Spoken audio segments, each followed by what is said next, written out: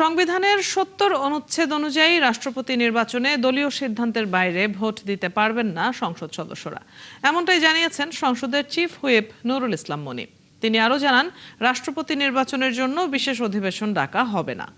এদিকে বিরোধী দলীয় চিফ হুইপ বলেছেন, জুলাই সনদ বাস্তবায়নের আগে রাষ্ট্রপতি নির্বাচন হওয়ায় ক্ষমতার ভারসাম্যে প্রভাব পড়বে। ফরহাদ ইবনে মালেকের প্রতিবেদন। ৩৫ বছর পর রাষ্ট্রপতি নির্বাচনের হাওয়া সংসদ এলাকায়। এজন্য সরকারি ও বিরোধী দুই দলই প্রস্তুত প্রতিদ্বন্দ্বিতা করতে। এই নির্বাচন নিয়ে প্রস্তুতিমূলক সভাটাকে সংসদ সচিবালয়। এতে সভাপতিত্ব করেন ভারপ্রাপ্ত স্পিকার কায়সার কামাল। অংশ নেন নির্বাচন কমিশনের সিনিয়র সচিব আক্তার হোসেনও। সভা শেষে চিফ হুইপ জানান, রাষ্ট্রপতি নির্বাচনে ভোটাররা ভোট দিতে সময় পাবেন ৩ ঘন্টা। তবে ভোট দিতে হবে সংবিধানের ৭০ অনুচ্ছেদ অনুসারে। সংবিধানের ৭০ অনুচ্ছেদ যেহেতু সংশোধিত হয় নাই, সুতরাং এটা কার্যকর হবে। দলের সিদ্ধান্তের বাইরে তারা কোনো সিদ্ধান্ত গ্রহণ করতে পারবে না। যদি সিদ্ধান্ত গ্রহণ করে, সেক্ষেত্রে তাদের সদস্যপদ বাতিল হবে। সেখানে মাননীয় সদস্যবৃন্দ প্রার্থীর সামনে তার নাম প্রকাশ্য অথবা আমি গুগলি দিলাম, কিন্তু লিখলাম আব্দুল মালিক ক, আমি তাকে ভোট দিচ্ছি, তার সামনে আমার নাম লিখতে হবে এবং আমার আসন সংখ্যা লিখতে হবে। কাজে আমি আইডেন্টিফাইড আমি তাকে ভোট দিচ্ছি। যদিও ক্ষমতার ভারসাম্য আনতে জুলাই সনদ বাস্তবায়নের পর এই নির্বাচন দেয়া উচিত ছিল বলে মনে করে বিরোধী দল। প্রত্যাশাটা ছিল যে জুলাই সনদ অনুযায়ী রাষ্ট্রপতি নির্বাচনটা হওয়া উচিত ছিল। যে নির্বাচনের পরে যেহেতু গণভোটের রায়ও সংস্কারের পক্ষে এসেছে, তো সেইটার সংস্কার করে ৭০ অনুচ্ছেদ সংস্কার করে আমরা যদি রাষ্ট্রপতি নির্বাচনটা করতে পারতাম, এবং জুলাই সনদ অনুযায়ী কিন্তু রাষ্ট্রপতির ক্ষমতা অনেকগুলো জায়গায় বৃদ্ধি পাওয়ার কথা ছিল। এদিকে মনোনয়ন সংগ্রহ করলেও এখনও প্রার্থী ঘোষণা করেনি বিএনপি। সরকার দলীয় চিফ হুইপ জানান, এ বিষয়ে সিদ্ধান্ত নেবেন প্রধানমন্ত্রী। আমাদের বিএনপি দলীয় প্রার্থী আমরা এখনো সিদ্ধান্ত ফাইনাল করিনি। মাননীয় প্রধানমন্ত্রী তিনি ঘোষণা করবেন। আমাদের দলের থেকে তাকে দায়িত্ব দেওয়া হয়েছে, তিনি সিদ্ধান্ত গ্রহণ করবেন। রাষ্ট্রপতি নির্বাচনের জন্য সংসদের বিশেষ অধিবেশন ডাকা হবে না বলেও জানান চিফ হুইপ। একটা বৈঠক ডাকা হবে, বৈঠকটা ডাকবেন নির্বাচন কমিশন। ফরহাদ ইবনে মালেক, ৭১, ঢাকা। আগামী ২০ আগস্ট সংসদের অধিবেশন কক্ষে রাষ্ট্রপতি নির্বাচনের ভোট গ্রহণ হবে বলে জানিয়েছেন ইসি সচিব আখতার আহমেদ। জানান, ইসি থেকে ব্যালট পৌঁছানো হবে। ৩টা ব্যালট বাক্সে দুপুর ২টা থেকে বিকাল ৫টা পর্যন্ত ভোট গ্রহণ চলবে। শেষ হলে সাথে সাথে ভোট গণনা শুরু হবে জানিয়ে ইসি সচিব বলেন, ভোট গ্রহণ শেষে ৩৪৯ ব্যালটের মধ্যে প্রাথমিকভাবে কয়টি বৈধ তা সিইসি সেখানে ঘোষণা করবেন। পরে ইসি গেজেট প্রকাশ করবে। আগস্ট আপনার ভোটটা হবে দুপুর 2টা থেকে বিকাল 5টা পর্যন্ত। এটা অধিবেশন কক্ষে ভোটটা গ্রহণ করা হবে। অধিবেশন কক্ষে মাননীয় সংসদ সদস্যরা তারা অবস্থানে তাদের আসনে বসবেন। আমরা যারা সহায়ক কর্মকর্তা থাকবো, আমি সহ আমরা তাদের কাছে তাদের ব্যালট পেপারটা পৌঁছে দেব। পৌঁছে দেওয়ার পরে তারা যার মনোনীত তাদের প্রার্থীকে স্বাক্ষর করে চিহ্নিত করে সামনে 3টা ব্যালট বক্স রাখার কথা বলা হয়েছে। 3টা ব্যালট বক্সের যে কোনোটাই তারা ভোট কাস্ট করবেন। 5টার সময় যখন ভোট গ্রহণ শেষ হবে, আমরা তাৎক্ষণিকভাবে ওখানে কাউন্টিংটা করব। ওই যে জায়গায় ভোট বাক্সগুলো রাখা আছে ওইখানেই আমরা কাউন্টিং এর ব্যবস্থা করা হবে। সংবিধান সংশোধন কমিটিতে সরকারের বাইরে কেউ নেই। ইসলামী আন্দোলনের একজন সদস্যকে রাখলেও তিনি জানতেন না কিছুই, যোগ দেননি প্রথম বৈঠকে। এমনকি স্বতন্ত্র কোনো সদস্যকেও রাখা হয়নি কমিটিতে। তাহলে সংস্কার নিয়ে কি একলা চলনীতিতে চলছে বিএনপি? চিফ হুইপ বলছেন, সবার সাথেই আলোচনা করা হবে। মোহন ইসলামের প্রতিবেদন। জুলাই সনদ বাস্তবায়নের জন্য গঠন করা হয়েছে সংবিধান সংশোধন কমিটি। ১৭ সদস্যের কমিটি করার কথা থাকলেও বিরোধী দলের কেউ যোগ দেননি সেখানে। ফলে ১২ সদস্যের কমিটি গঠন করা হয়। এর মধ্যে বিএনপি থেকে রাখা হয়েছে ৮ জনকে, আর ৩ জন আছেন সরকারের জোটসঙ্গী। তাদের মধ্যে 2 জন প্রতিমন্ত্রী, আরেকজন ইসলামী আন্দোলনের এমপি মোহাম্মদ অলিউল্লাহ। প্রথম বৈঠকে সরকারের 11 জন থাকলেও অনুপস্থিত ছিলেন অলিউল্লাহ। তিনি জানান, কমিটিতে তাকে রাখার বিষয়ে আগে থেকেই কিছু জানানো হয়নি। সিদ্ধান্ত নেওয়া হয় না। ওখানে যে নাম দেওয়া হয়েছে, নাম দেওয়ার ব্যাপারে ওখানে জানানো হয় নাই। জানানোর আগে নাম ঘোষণা হয়েছে। বাকি সিদ্ধান্ত পরে জানাবো। সংস্কার পরিষদের দাবিতে কমিটিতে যোগ দেয়নি জামায়াত জোট। এর বাইরেও 8 জন স্বতন্ত্র সংসদ সদস্য আছেন ত্রয়োদশ সংসদে। শুরুতে তাদের রাখার কথা বললেও কেউ নেই সংবিধান সংশোধন কমিটিতে। এখন আমি যদি জল বলি এর মাধ্যমে সংস্কারে সরকার কি একলা নীতিতে চলছে? আমরা সবাইকে ইনক্লুড করতে চাই। স্বতন্ত্র যেহেতু তার নির্দিষ্ট কোনো এজেন্ডা নাই এবং কোনো দলের না রিপ্রেজেন্ট করে না, সেই জন্য তাদের রাখা হয় না, সেই জন্য বিএনপি থেকে 8 জনকে করা হয়েছে। 31 দফায় বিএনপি সংবিধান সংস্কার কমিশন গঠনের কথা বললেও সংশোধন কমিটি গঠনের ব্যাখ্যা দিলেন চিফ হুইপ। সংবিধানের দাড়ি কমা সেমিকোলন শব্দ অক্ষর বাক্য কোনো কিছু পরিবর্তনের নামই হলো সংস্কার।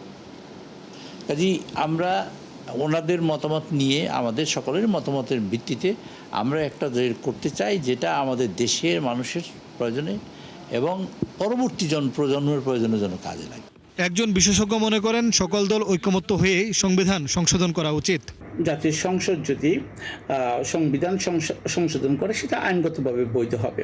সেখানে বিরোধী দলের অংশগ্রহণ যদি না থাকে তাও আইনগতভাবে বৈধ হবে, কিন্তু রাজনৈতিকভাবে এটা বৈধ হবে না যদি না আপনার বিরোধী দলের অংশগ্রহণ থাকে, যদি না আপনার জনগণের সমর্থন থাকে। যদিও সরকার বলছে কমিটিতে না থাকলেও সকল দল ও সংশ্লিষ্টদের সাথে কথা বলেই করা হবে সংবিধান সংশোধন। মোহন ইসলাম, 71, ঢাকা। বৈশ্বিক জলবায়ু পরিবর্তনে সবচেয়ে বেশি ক্ষতিগ্রস্ত হচ্ছে বাংলাদেশ। এই পরিস্থিতি মোকাবেলায় বৃক্ষরোপণ ও পরিচর্যার বিকল্প নেই বলে জানিয়েছেন বন ও পরিবেশ প্রতিমন্ত্রী ডক্টর ফরিদুল ইসলাম। মঙ্গলবার সকালে কেরানীগঞ্জের নয়াবাজার ডিগ্রি কলেজ মাঠে আয়োজিত বৃক্ষরোপণ কর্মসূচিতে যোগ দিয়ে তিনি এসব কথা বলেন। আরও বলেন, এই পরিস্থিতি মোকাবেলায় 5 কোটি গাছ বাঁচাতে হলে আমাদের অন্তত 30 কোটি গাছ রোপণ করতে হবে। পাশাপাশি এর ঠিকঠাক পরিচর্যা করতে হবে। এ সময় এলাকার সদস্য আমানুল্লাহ আমান উপস্থিত ছিলেন।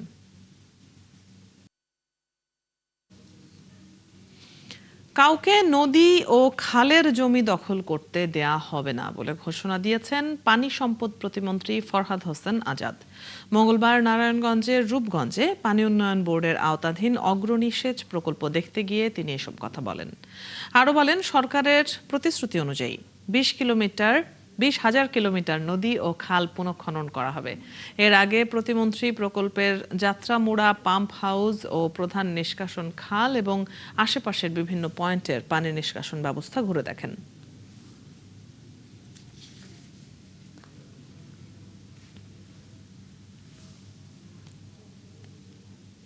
এখানে যে কোনো ব্যক্তি, যে কোনো ধরনের হোক, যে কোনো দলের হোক, যত ক্ষমতাবান হোক, ইনশাল্লাহ পানি সম্পদ মন্ত্রণালয় আমাদের যে পরিকল্পনাগুলো আছে সেই পরিকল্পনা বাস্তবায়ন করার ক্ষেত্রে আমরা এইখানে জনগণকে এবং এলাকার জনপ্রতিনিধিকে সম্পৃক্ত করে আমরা সেইগুলো বাস্তবায়ন করব। পরিবারে আয় করার মানুষটি আর নেই, তাই সামনের দিনগুলো কিভাবে চলবে এ নিয়ে দুশ্চিন্তায় পড়েছেন সৌদি আরবের সোফা কারখানার আগুনে নিহত 16 বাংলাদেশি পরিবার।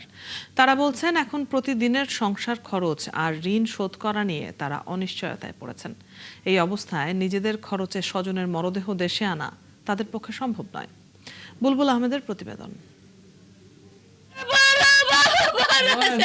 সন্তান হারিয়ে শোকে কাতর নওগাঁর দুবাই গ্রামের শুভর মা। সন্তান হারা এই মা জানেন না সন্তানের মরদেহ ফেরত পাবেন কিনা। নিজের খরচে সন্তানের মরদেহ ফিরিয়ে আনার আর্থিক সঙ্গতি নেই তাদের।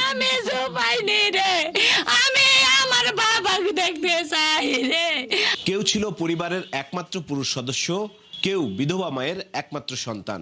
রেখে গেছে অবুঝ সন্তান, কারো শিশু অসুস্থ।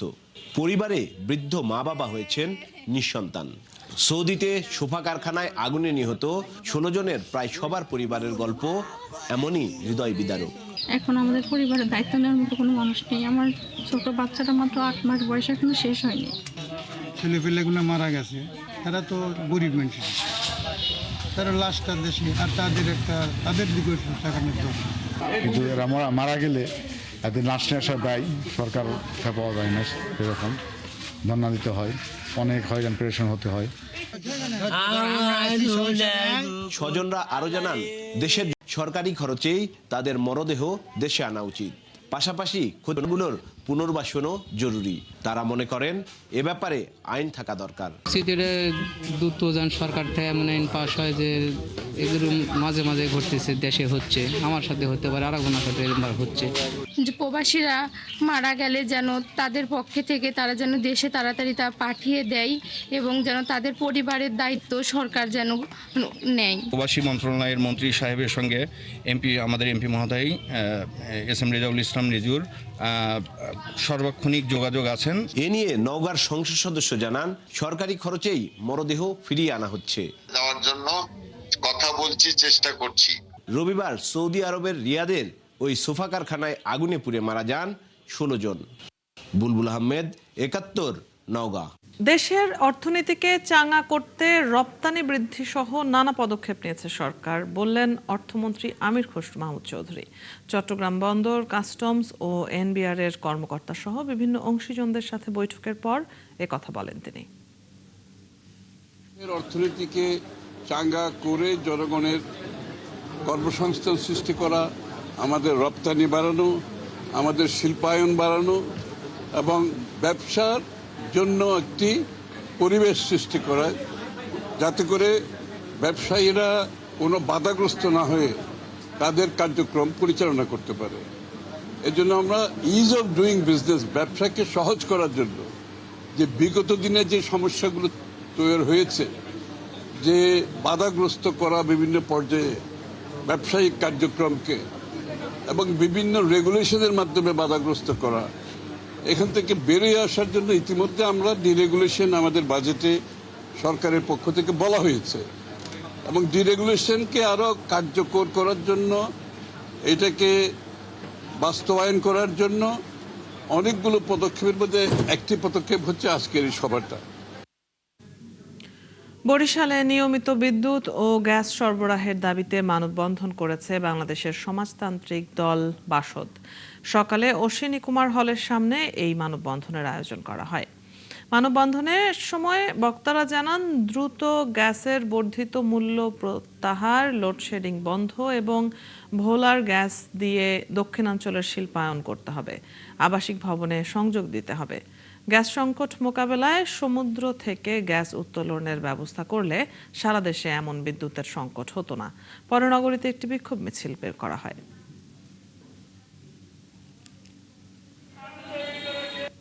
জনজীবন বিপর্যস্ত, সরকারের উচিত দ্রুত এখানে নিজস্ব উৎস থেকে গ্যাস উত্তোলন করে পার্মানেন্ট সমাধান করা এবং আশু সমাধানের জন্য দ্রুত এখানে টার্মিনাল যেটা পুড়ে গিয়েছে মহেশখালীতে, এটা রিপেয়ার করে সেটার মাধ্যমে আপাতত গ্যাস আমদানি করে এখানে জনজীবনকে স্বস্তি দেওয়া। গ্যাস সংকটে প্রায় 2 সপ্তাহ বন্ধ থাকার পর চট্টগ্রামের শিল্প কারখানাগুলো আবার উৎপাদনে ফিরেছে। তবে আর্থিক ক্ষতি পুষিয়ে নিতে সরকারের সহায়তা চেয়েছেন ব্যবসায়ীরা। ব্যাংক ঋণের সুদ মওকুফ ও কিস্তি পরিশোধের সময় চেয়ে অর্থ মন্ত্রণালয়ে আবেদন করেছেন তারা। এছাড়া বকেয়া বিলের কারণে কারখানার বিদ্যুৎ ও গ্যাস সংযোগ যেন বিচ্ছিন্ন না হয় সেজন্য জ্বালানি মন্ত্রণালয়ে চিঠি দিয়েছেন ব্যবসায়ীরা। সাইফুল ইসলাম শিল্পীর তথ্য ও ছবিতে প্রতিবেদন। গত 21শে জুলাই কক্সবাজারের মহেশখালীতে ভাসমান এলএনজি টার্মিনালের অগ্নিকাণ্ড ও কারিগরি ত্রুটির কারণে জাতীয় গ্রিডে প্রায় 2 সপ্তাহ গ্যাস সরবরাহ বন্ধ ছিল। এতে চট্টগ্রাম, ঢাকা, নারায়ণগঞ্জ সহ বিভিন্ন স্থানে শিল্প কারখানাগুলোর উৎপাদন স্থবির হয়ে যায়। ফ্যাক্টরি বন্ধ হয়ে গেলে আমাদের অবস্থা খুবই করুণ। এখন অনেক ফ্যাক্টরির মালিকের অবস্থা খুব করুণ, ব্যবসা চলতেছে না। আর আমরা না চললে সরকারেরও তো ক্ষতি হবে, রপ্তানি বন্ধ হয়ে যাবে, রপ্তানি কমে যাবে। আর আমাদের যেই ফ্যাক্টরিগুলি বন্ধ হয়ে যাচ্ছে তাদেরকে বিদ্যুৎ 1 মাসের অন্তত বিদ্যুৎ বিল মওকুফ করার জন্য আমি আবেদন জানাচ্ছি। 6 আগস্ট থেকে জাতীয় গ্রিডে গ্যাস সরবরাহ কিছুটা স্বাভাবিক হয়, চালু হয় শিল্প কারখানাগুলো। তবে এবার ঘুরে দাঁড়াতে সরকারের সহায়তা চাচ্ছেন ব্যবসায়ীরা। চট্টগ্রাম চেম্বারের পক্ষ থেকে অর্থমন্ত্রী এবং জ্বালানি ও খনিজ সম্পদ মন্ত্রীকে চিঠি দেওয়া হয়েছে। এতে ব্যাংক ঋণের সুদ মওকুফ, বকেয়া বিলের কারণে বিদ্যুৎ ও গ্যাস সংযোগ বিচ্ছিন্ন না করার অনুরোধ জানিয়েছেন ব্যবসায়ীরা। বেশিরভাগ ক্ষেত্রে ফ্যাব্রিক যারা ম্যানুফ্যাকচার করে, ওয়াশিং প্ল্যান্ট যাদের, অ্যাক্সেসরিজ ফ্যাক্টরিগুলো, আর প্রত্যেকটা গার্মেন্টসের pressing section and finishing section যেখানে এক্সপোর্ট প্রসেস করে, ওগুলো সবই কয়েকদিন ধরে ধারাবাহিকভাবে বন্ধ, অনেকে এক্সপোর্ট ফেল করছেন এবং এক্সপোর্ট ফেল করার কারণে অনেকেরই এয়ার ফ্রেট হয়েছে, আর্থিকভাবে প্রচুর ক্ষতিগ্রস্ত হয়েছে। চিটাগাংয়ের শুধু গার্মেন্টস না, প্রত্যেকটা সেক্টরে ক্ষতিগ্রস্ত হয়েছে। গ্যাস বিদ্যুতের সংকটের সবচেয়ে বেশি ক্ষতির মুখে পড়েছে দেশের তৈরি পোশাক খাত, এমন দাবি করেছেন পোশাক মালিকদের সংগঠন বিজিএমইএ। জুলাই মাসের বিল পরিশোধে বাড়তি সময় চাওয়ার পাশাপাশি বকেয়ার কারণে সংযোগ বিচ্ছিন্ন না করতে কর্ণফুলী গ্যাস ডিস্ট্রিবিউশন কোম্পানিকে চিঠি দিয়েছেন তারা। $3 বিলিয়ন মতো আমাদের মাসে এক্সপোর্ট, তার মধ্যে ধরতে পারেন আপনার 50% যদি না থাকে তাহলে আমাদের একটা ভালো একটা ধস, যার কারণেই আপনার কয়েকদিন আগে কর্ণফুলী গ্যাস কোম্পানিকে আমরা একটা চিঠি দেই, যে চিঠিতে বলা আছে যে ওনারা যাতে আমাদের যে গ্যাসের বিলটা একটু বিলম্ব করে নেয় এবং গ্যাস সংযোগ যাতে বিচ্ছিন্ন না করে। চট্টগ্রাম ইপিজেড, কোরিয়ান ইপিজেড ও কর্ণফুলী ইপিজেড সহ সারা দেশে 4000-এর বেশি গার্মেন্টস এবং কয়েক হাজার ভারী ও মাঝারি শিল্প কারখানা রয়েছে। এসব কারখানা থেকে প্রায় $45 বিলিয়ন বেশি রপ্তানি আয় হয়। শাকিলা শম্পা, ৭১। ৩ মাস বন্ধ থাকার পর আবারও রাঙামাটির কাপ্তাই হ্রদে মাছ ধরা শুরু হয়েছে। সোমবার মধ্যরাত থেকে ব্যস্ত হয়ে উঠেছে রাঙামাটির বাংলাদেশ মৎস্য উন্নয়ন কর্পোরেশন বিএফডিসির ঘাট। এরই মধ্যে খুলে দেওয়া হয়েছে শহরের সব বরফকল। বিএফডিসির কর্মকর্তারা জানান, এবার মাছ ধরার নিষেধাজ্ঞা তুলে নেয়ার পর বড় মাছ ধরা পড়ছে। উচিংছা রাখাইনের তথ্য ও ছবিতে প্রতিবেদন। সোমবার মধ্যরাত থেকে মাছ শিকারের নিষেধাজ্ঞা তুলে নেয় জেলেরা আবারও কাপ্তাই হ্রদে মাছ ধরতে শুরু করেছেন। 3 মাস 15 দিন পরে আমাদের মাছ মারা খুলছে, এখন মাছ আসতেছে সব বুড়ো মাছ। মাছ তো অনেক আসছে, কিন্তু মাছ যেগুলো আসছে এগুলো যদি আর 15 দিন হতো তাহলে মাছগুলো বড় হইতো। আমরা রাঙামাটি ব্যবসায়ীর একটা বড় সমস্যার সম্মুখীন, যেটা হলো প্রক্রিয়া সিস্টেমের কারণে কাপ্তাই লেকের যে মৎস্য সম্পদটা এটা অনেকটাই অপচয় হয়। বিএফডিসির ব্যবস্থাপক জানান, মাছ ধরা শুরু হওয়ার প্রথম দিনেই বড় বড় সাইজের প্রচুর মাছ ধরা পড়ছে। এবার মাছের উৎপাদন বিগত সব রেকর্ড ছাড়িয়ে যাবে বলে মনে করছেন তিনি।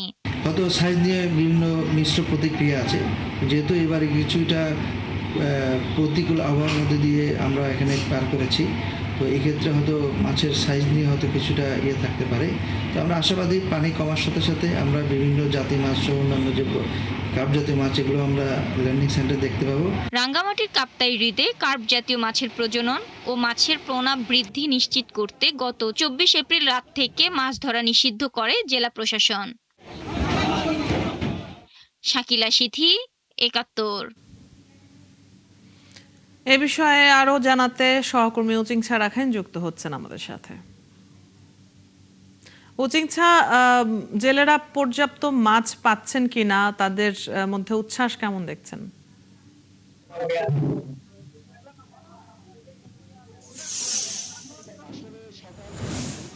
সকাল থেকে সারা ছুটি রাঙামাটি যে রয়েছে সেখানে কিন্তু একটি কলার বুক করে কিন্তু নিয়ে আসা হয়েছে।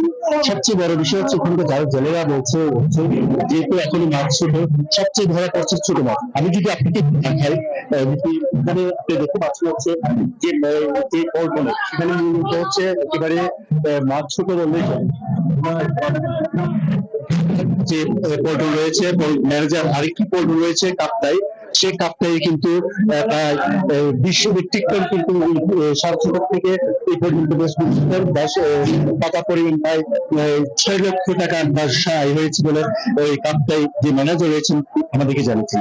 তবে আরেকটি বিষয় আপনাকে বলে রাখি, এই রাঙামাটিতে কিন্তু যে সমস্ত ঘাটগুলো রয়েছে সেই ঘাটের মধ্যে কিন্তু সবচেয়ে হচ্ছে রাঙামাটির যে পল্টন রয়েছে পল্টন, সেখানে কিন্তু এখনো কিন্তু মাছ আসছে। এখনো পর্যন্ত কত মেট্রিক টন এসেছে সেটা এখনো আমাদেরকে বলতে পারেননি, তবে সন্ধ্যা 6টার পরে কিন্তু জানা যাবে কত মেট্রিক টন এবং আয়ু কত হয়েছে। তবে জেলা প্রশাসন একটি জারি করা হয়েছে, সতর্কতা জারি করা হয়েছে, যে সমস্ত অভয়ারণ্য জায়গাগুলো রয়েছে সেখানে কোনো প্রকার মাছ শিকার নিষিদ্ধ করা হয়েছে। তাছাড়া এখানে হচ্ছে 6 ইঞ্চি নিচে যে মাছগুলো সেই মাছগুলো কিন্তু ধরা যাবে না বলে এমনটি জেলা প্রশাসন থেকে নির্দেশ করা হয়েছে। সেটা ছিল মূলত, এবং এই পর্যন্ত কতগুলো মাছ ধরার পর কত মেট্রিক টন ধরা পড়েছে বিএফডিসি রাঙামাটি বিএফডিসি পল্টনে, সেটা করে জানা যাবে বলে আমাদের উচিংছা, আপনার কাছ থেকে আমরা জেলেদের খবর জেনে নিচ্ছিলাম, ধন্যবাদ যুক্ত হবার জন্য। দর্শক, রাঙামাটির কাপ্তাই হ্রদের খবর নিয়ে সহকর্মী উচিংছা রাখেন যুক্ত ছিলেন এতক্ষণ।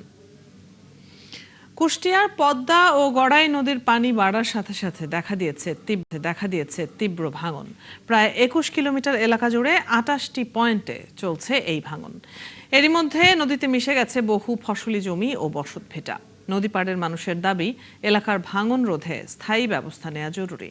শাহিন আলীর তথ্য ও ছবিতে প্রতিবেদন।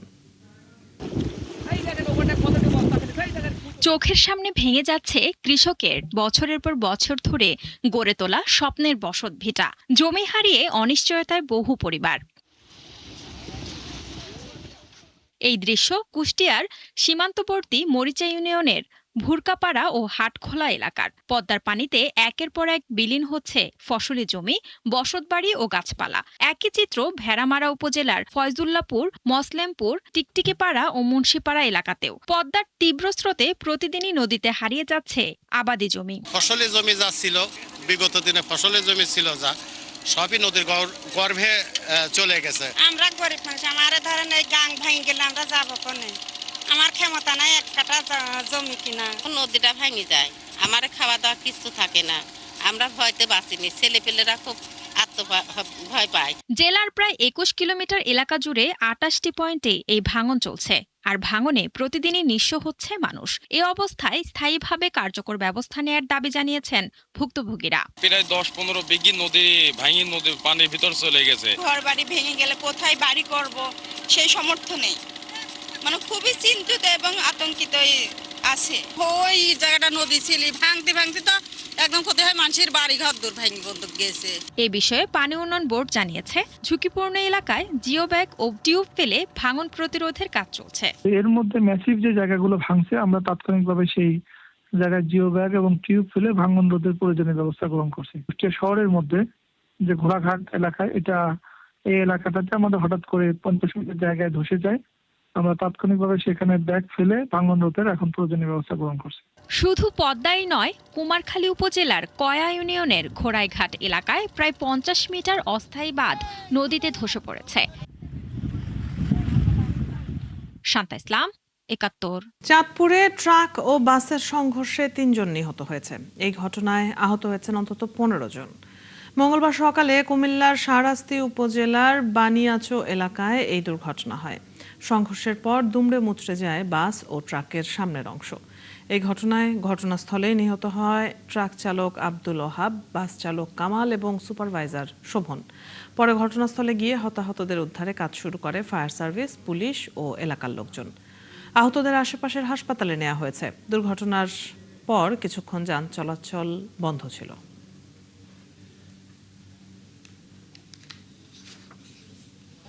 তিনজন স্পট মারা যায় এবং প্রায় 15 জনের মতো আহত হয়। আমরা যারা নিহত হয় তাদেরকে থানায় নিয়ে আসি, তাদের সুরতলের ব্যবস্থা করি, পাশাপাশি যারা আহত তাদেরকে আমরা হাসপাতালে প্রেরণ করি। তো এই ঘটনায়, এই দুর্ঘটনা কবলিত 2টা গাড়ি আমরা জব্দ করি, আমরা হেফাজতে নেই এবং এই ব্যাপারে আইনগত ব্যবস্থা প্রক্রিয়াধীন আছে। ধন্যবাদ। ঝালকাঠিতে এক অন্ধ নারীকে তুলে নিয়ে দল বেঁধে ধর্ষণের অভিযোগ উঠেছে। ভবগুড়ে ওই নারী সদর হাসপাতালে আশ্রয় নিয়ে থাকতেন। এই ঘটনায় 2 জনকে আটক করেছে পুলিশ জানায়, সোমবার রাতে ঝালকাঠি সদর হাসপাতালের গাইনি ওয়ার্ড থেকে চা খাওয়ানোর কথা বলে ওই নারীকে মোটরসাইকেলে অজ্ঞাত স্থানে নিয়ে যায়। মঙ্গলবার ভোরে ওই নারী হাসপাতালে ফিরে কান্নাকাটি করতে থাকলে হাসপাতাল কর্তৃপক্ষ তাকে ভর্তি করে পুলিশে খবর দেয়। পরে পুলিশ তার কাছে বর্ণনা শুনে নির্যাতনের অভিযোগে বেলাল ও নাসির নামে 2 যুবককে আটক করে।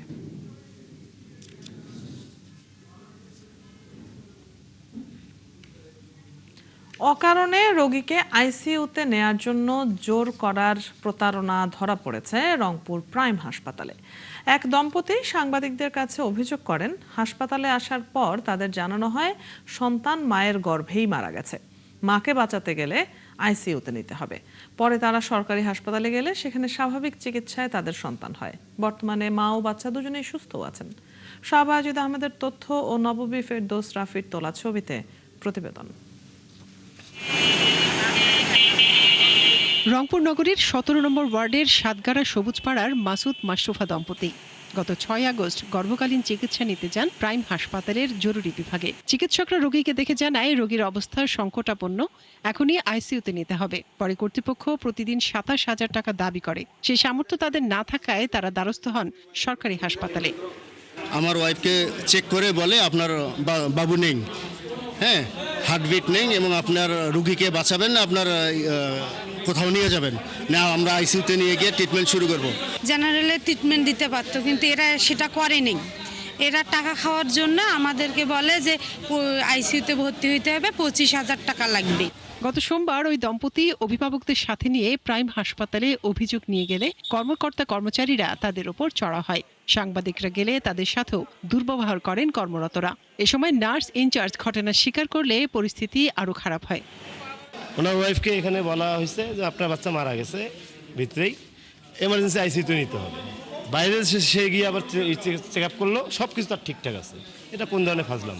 ওনারা আসার পরেই বলতেছে যে রুগীর অবস্থা ভালো না, বাচ্চার কথা তো বাদই দিলাম, রুগীটাকেও বাঁচানো সম্ভব না যদি আপনারা এখনই আইসিইউতে না রাখেন।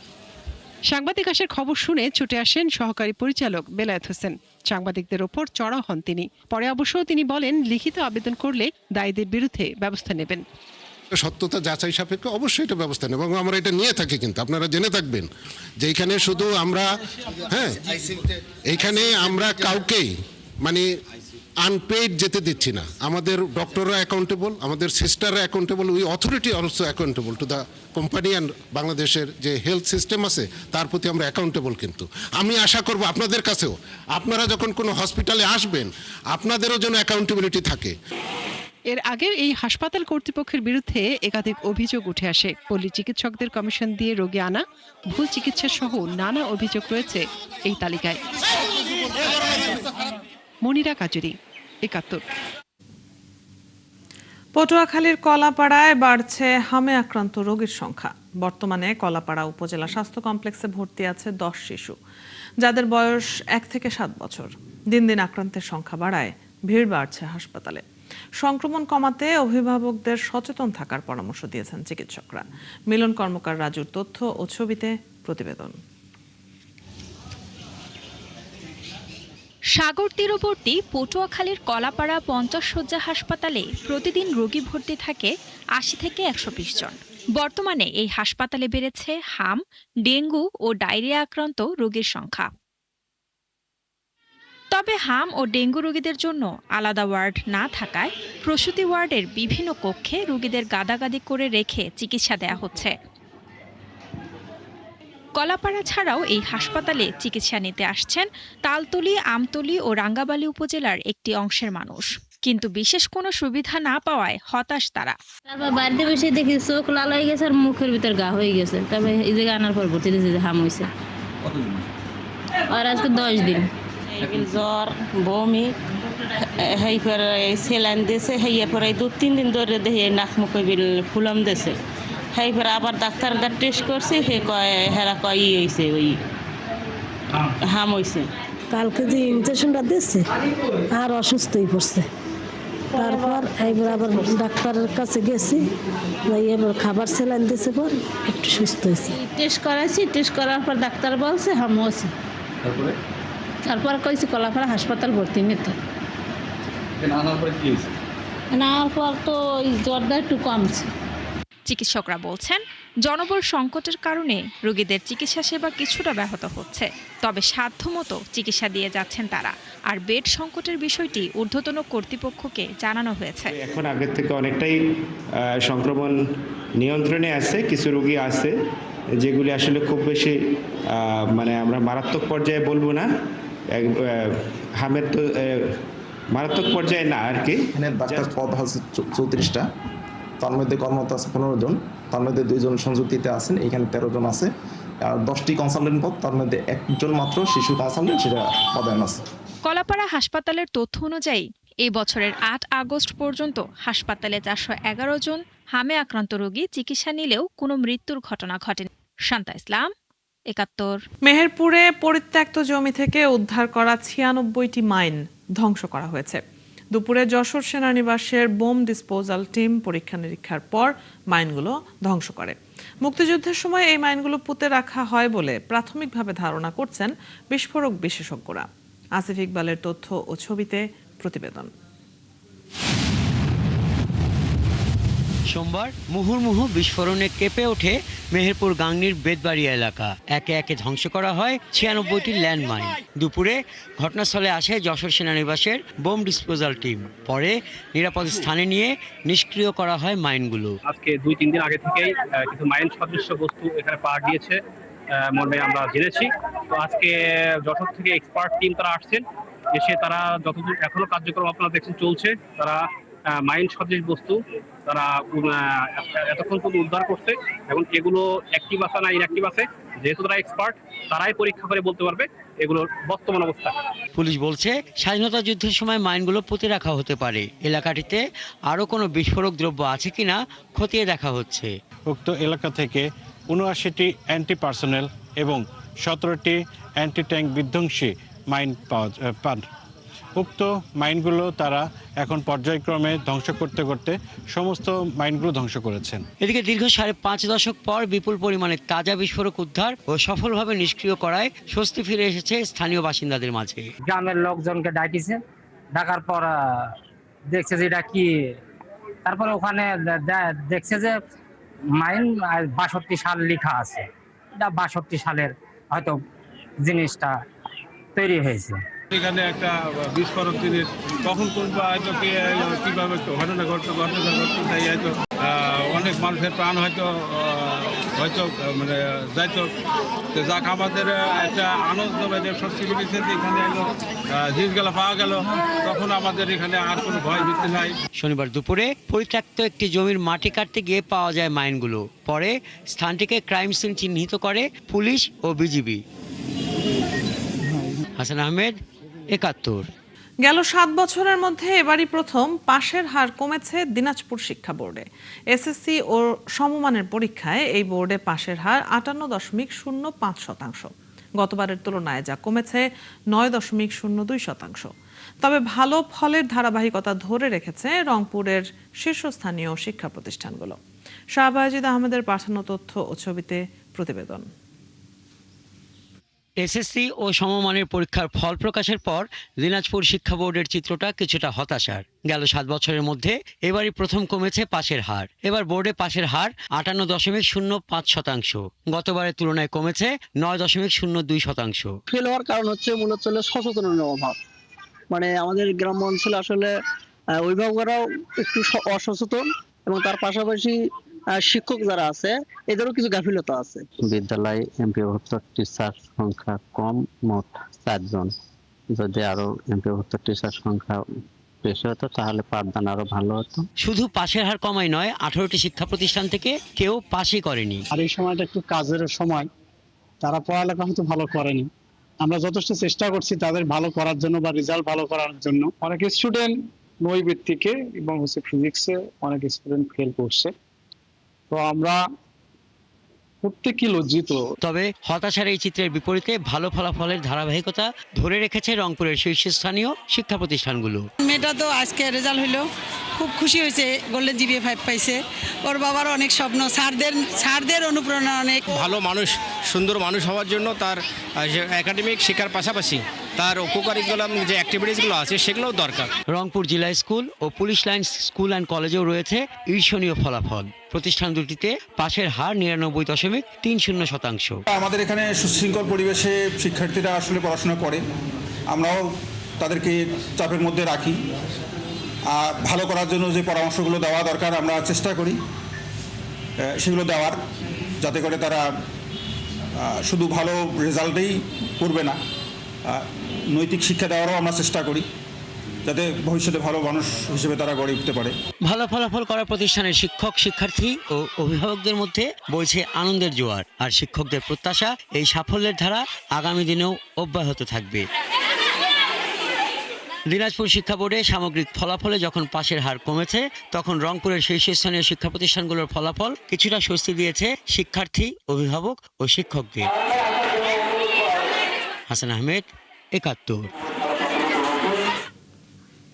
নিষিদ্ধ চায়না দুয়ারি জাল ব্যবহারের কারণে পিরোজপুরের নদ নদীতে মাছের উৎপাদন ঝুঁকির মুখে পড়েছে। এলাকার সচেতন মানুষেরা জানান, সূক্ষ্ম ফাঁসের এই জালে মাছের পাশাপাশি ধরা পড়ছে বিভিন্ন প্রজাতির জলজ প্রাণীর পোনা। বেশিরভাগ জেলে ময়লা ভেবে সেই পোনা ফেলে নষ্ট করছে।